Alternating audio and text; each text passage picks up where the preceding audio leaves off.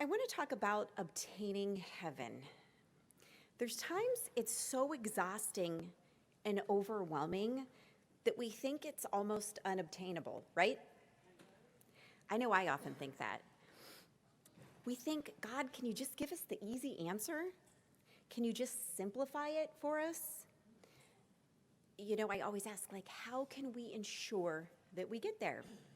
And I remember seeing a talk from Mother Angelica, and she said we only have to do one thing to get to heaven. So I was like so drawn in.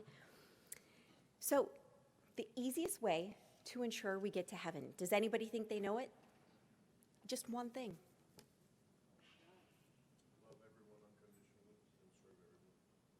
That's a good one. Love everyone unconditionally and serve everyone. That's part of it. But she really simplified it by saying, simply by doing God's will. That's it. Every moment of every day, surrendering and doing God's will, you'll absolutely get to heaven. And you may be thinking, but I'm nowhere in a position to do big, great things for God. There's no way God is going to use me to do great work for him. Because no matter how humble we are or how meek or where we're at in life, deep down, we all want to do something great for him, right?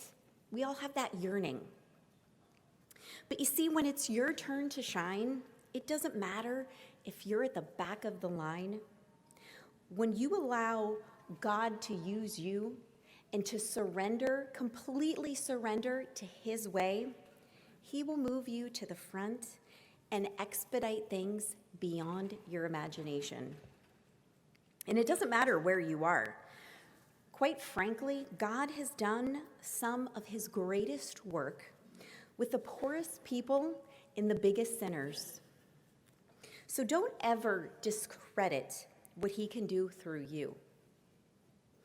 Anything God touches with the snap of his finger, he can and he will move mountains. And if and when he calls upon you, you best be ready to go up to bat for him.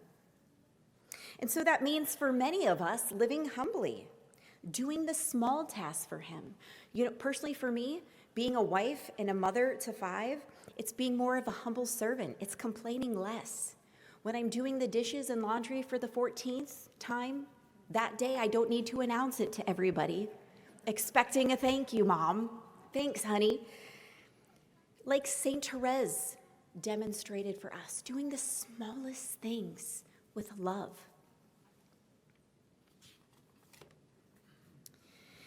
And you see, he will reward your love and your joy and trust in his plan when we show up to places, especially when we're overqualified and maybe even underappreciated.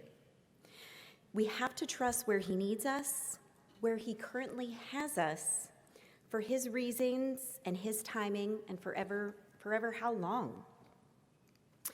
Our next speaker has continually shown in her life how to be a devoted servant to Christ, to discern what her next steps are, and then the obedience that followed. She is an award-winning writer, speaker, and Hollywood producer, and the current director of graduate screenwriting programs at Regent University here in Virginia Beach. The known celebrities she has worked with are many, but she remains humble and devoted to only do the work and mission of being bold and tenacious of spreading the truth of Christ. She speaks around the globe on a vast array of topics, including prayer, spirituality, philosophy, friendship, and the intersection of faith and culture. Help me welcome the incredible Dr. Barbara Nicolosi.